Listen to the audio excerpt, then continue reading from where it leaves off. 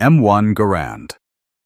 January 9, 1936 marked a bet the United States placed before the world caught fire, a self-loading service rifle for ordinary infantrymen. July 21, 1937. Turned that bet into a factory fact when the first Springfield Armory production rifle passed its function firing test, and the design started living on an assembly line instead of a workbench. By December 7, 1941, the rifle's calendar advantage mattered, because the training base and production momentum already existed when America entered the war. John Garand's solution sat in a hard triangle of requirements: full-power cartridge, rugged cycling, and a reload method fast enough for conscript-scale instruction. The rifle kept .30-06 Springfield, then used gas operation with a rotating bolt and a long operating rod to drive semi-auto cadence without demanding delicate handling. The feed system became the defining constraint and the defining advantage. An 8-round N-block clip that loads as a single unit and ejects when empty, locking the shooter into a rhythm that is fast, simple, and impossible to top off casually. A 24-inch barrel and 43.6-inch overall length let the cartridge burn efficiently and keep downrange authority, which helps practical hits at distance when optics are absent and iron sights carry the day. That length also drags through vehicles and tight terrain, and it punishes indoor movement the way every full-length rifle does. Weight around 9.5 pounds before accessories brings a steadier sight picture and tames recoil feel, yet it taxes endurance during long marches and cold-weather kit loads. The clip system speeds initial loading and keeps the action clean, but it forces full-cycle reload habits that later optic-equipped variants must work around. By June 25, 1950, the Korean War opened, and the same rifle marched into a new climate with the same mechanical personality: steady, powerful, and built around an 8-round heartbeat. The story stays anchored in its dates because the dates explain the impact. M1C. July 27, 1944, sits at the center of the Garand sniper story because the U.S. Army finally standardized the M1E7 concept as a scoped service rifle while World War II still demanded faster precision. October 1944 followed with program-level choices that made the package usable for real soldiers, including a standardized scope path and a cheek support solution that acknowledged how awkward offset glass feels until the face learns a new home. The rifle began with a problem that the action refused to surrender. The top-loading N-block clip owns the receiver's centerline, so a conventional overbore scope would block loading and fight ejection. The M1C answered with an offset receiver mount, the Griffin and Howe approach, placing the optic left of bore so the clip still seats cleanly and the rifle keeps its reload tempo. The base hardware stayed full size for the same reasons it was chosen in 1936. Chambering remained .30-06. Barrel length remained 24-inch. Overall length remained 43.6-inch. The internal magazine stayed 8 rounds by clip. Those numbers bring stable recoil behavior and strong downrange authority, which is exactly what a field sniper wants when targets appear briefly and follow-up shots matter. They also bring bulk. The mount and glass add snag points and shift balance, making the rifle feel less graceful in rubble, forest, and narrow doorways. Low-power optics in the 2.5 power class suit battle sniping because they give speed and a wider view, yet they cap fine target discrimination at longer ranges. The M1C lands as a wartime compromise with history glued to the top. 1944 demanded a scoped Garand, and the clip dictated how it had to be built. M1D. September 1944 placed an alternate answer on the shelf. The M1E8 adopted as the M1D, a substitute standard built for scale. The reason becomes obvious in the post-war calendar. June 25, 1950 opened the Korean War, and early 1950s conversion programs turned ordinary rifles into M1Ds in quantities that made the concept real in the field. July 27, 1953, closed that war with an armistice, and the M1D's reputation stayed tied to that window because that is when it finally showed up in volume. The core idea was procedural. Receiver drilling for an M1C mount slows production and hardens unit-to-unit variation. The M1D shifted the optic interface to a barrel-mounted block designed around depot conversion. That moved the hard work from receiver machining to a parts path an armory can standardize: swap, fit, confirm, issue. The rifle still lived in Garand geometry. It kept 30-06, a 24-inch barrel, a 43.6-inch overall length, and the 8-round en-bloc rhythm. Those dimensions reward deliberate shooting. The long barrel keeps velocity headroom and consistent pressure curves, which helps semi-auto cycling and makes cold weather performance less temperamental. The same length and weight slow movement in dense brush and steep terrain, exactly the environments Korea loved to serve. Optics remained offset because the action's loading path never moved, and that keeps cheek-weld discipline as part of the skill ceiling. The M1D's history belongs at the top because the whole rifle exists to satisfy a history problem: precision capacity at scale during a war that arrived before a new sniper system could. T-26 tanker. January 20th, 1944, recorded a desire that keeps reappearing in every war: a full-power rifle that handles like a carbine. In May 1944, Aberdeen Proving Ground testing on shortened Garand experiments turned that desire into data. And the data described the same 3 punishments every time: blast, flash, and harsher recoil feel. October 1944 brought Pacific Field attention, and in 1945 a shortened rifle reached Springfield Armory by courier for evaluation, cementing the concept's place in the archive. The attraction is simple to picture. Cut the barrel to about 18-inch, and the rifle stops feeling like a fence post. An overall length around 37.5-inch makes vehicles, brush, and tight spaces more tolerable. The cartridge stays 30-06, and the feed stays the 8-round en-bloc clip, meaning the rifle keeps its authority and its familiar reload motion. The trade-off is loud and bright. A full-power cartridge wants barrel length to burn efficiently. With less tube, pressure and unburned powder reach the muzzle, producing concussion and flash that can degrade situational awareness in low light and punish the shooter's focus. Weight drops, which helps carry and turning speed, yet it also reduces the steadying mass that makes the standard rifle calm under recoil. The gas system timing also grows more sensitive because dwell time and pressure curves shift when the barrel shrinks. The shortened Garand becomes an experiment that explains itself.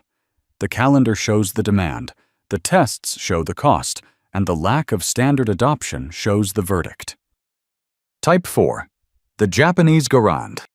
1944 forced Japan to confront Allied semi-auto tempo across the Pacific, and Yokosuka Naval Arsenal pushed a Garand-inspired answer into late-war development. 1945 brought attempts to produce it, then August 15, 1945 ended any path to meaningful issuance when Japan surrendered and the program froze in mid-flight. The rifle borrowed the part that mattered most: a gas-operated action with a rotating bolt aimed at semi-auto cadence. It also revealed where imitation hits industrial limits. The Garand's en-bloc clip ecosystem demands precise mass production under consistent metallurgy. The Type 4 avoided that burden by using a 10-round internal box magazine loaded by 2 5-round stripper clips, a choice aligned with existing Japanese logistics and simpler manufacturing. It carried full-size rifle proportions because the mission was a service rifle, not a specialist tool. Chambering remained 7.7 by 58 mm. Arisaka. Barrel length around 590 mm supports velocity and stability, and overall length around 1073 mm keeps sight radius and handling in the traditional infantry range. Those dimensions help accuracy and reliability when parts quality holds, yet they also keep the rifle long in confined spaces and demanding during long movement with full kit. Full-power recoil also makes rapid semi-auto fire more tiring, which increases training burden in a force already strained. Numbers for completion stayed low, with roughly 125 finished rifles often cited, and that fact becomes the closing line by itself. The Type 4 shows history first, a late-war attempt to copy tempo, reshaped by feeding pragmatism, then strangled by time. 14. May 1, 1957 signaled a Cold War ambition turning official. The United States adopted the M14 as the successor to the Garand line in an era obsessed with standardization and versatility. November 14, 1957. Further locked that decision in, and the rifle entered a world where NATO logistics and modern infantry doctrine were pulling in different directions at the same time. Vietnam then accelerated the correction. By mid-1967, the Marine Corps was trading M14s for M16s in combat units, and that date matters because it shows how quickly field reality can overturn a grand plan. The rifle carried Garand DNA with modern feeding. It fired 7.62 by 51 mm NATO from a 20-round detachable box magazine with a 22-inch barrel and 44.3-inch overall length. The magazine upgrade stretches the firing rhythm dramatically compared to an 8-round clip, reducing the number of reload events and supporting sustained fire at the squad level. Those same choices bring heavy consequences. Full power 7.62 performance delivers reach, penetration, and wind resistance, yet it increases ammunition burden and recoil energy. Semi-auto use stays practical and accurate.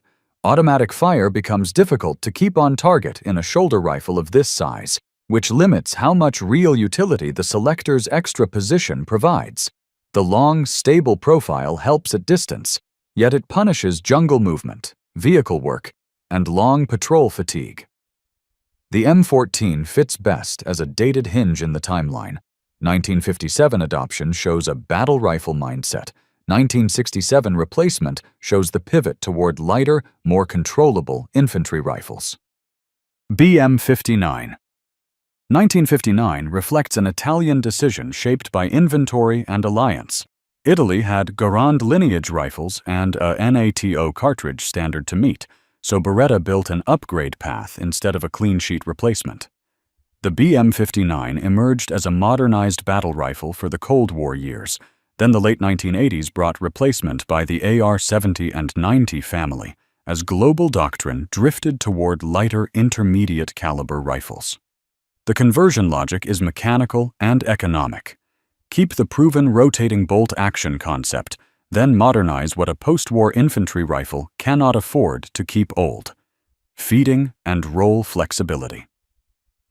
The BM-59 chambered 7.62 by 51 mm NATO and used a 20-round detachable magazine, immediately changing how units manage time and ammunition. A barrel around 491 mm and overall length around 1095 mm keep it in full-size rifle territory, while trimming length compared to the classic 24-inch Garand profile. That shorter barrel improves handling in tight spaces and reduces front-heavy fatigue, while it surrenders some velocity headroom. The full-power cartridge still delivers strong downrange performance, and it still carries the old costs, heavier ammunition loads, and a recoil impulse that keeps rapid fire physically honest. Variant features like combination muzzle devices reflect Cold War expectations for flash control and auxiliary rolls, yet they add complexity and forward weight that shifts balance and increases maintenance demands in dust and mud. The BM-59 works best when its history leads. It is a rifle born from a post-war spreadsheet and a NATO map designed to keep battle rifle power while making the Garand lineage function in a new logistics reality. Mini 14. 1967 began the Mini 14 story as an American design effort aimed at a smaller, lighter rifle with familiar mechanical instincts. 1973 introduced it to the market, and 1974 saw production momentum that turned it into a common working rifle rather than a curiosity. Then April 11, 1986 attached a permanent headline. The FBI Miami shootout involved a Ruger Mini 14 in 223, an event that pushed hard institutional conversations about rifles, armor, and patrol doctrine. The rifle's appeal comes from handling consequences rather than nostalgia. Chambering in 5.56 by 45 mm NATO cuts recoil and cuts ammunition weight, allowing faster follow-up shots and easier carry over long days. Common configurations use an 18.5-inch class barrel and an overall length around 38-inch, dimensions that move quickly in vehicles, doorways, and property work. Detachable magazines, often 20 rounds in typical use, support flexible readiness without locking the shooter into fixed reload cycles. Trade-offs show up in consistency and thermal behavior. Lighter profiles heat faster during sustained strings, and heat can influence point-of-impact behavior depending on exact barrel contour and bedding.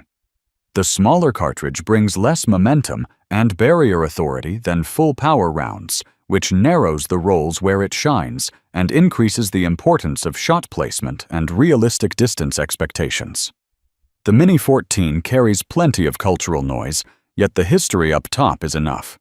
It is a 1970s utility rifle that became a 1986 doctrine reference point, and that is a sharper story than any long epilogue. Subscribe for the next part of this lineage, and tell me which branch you want next.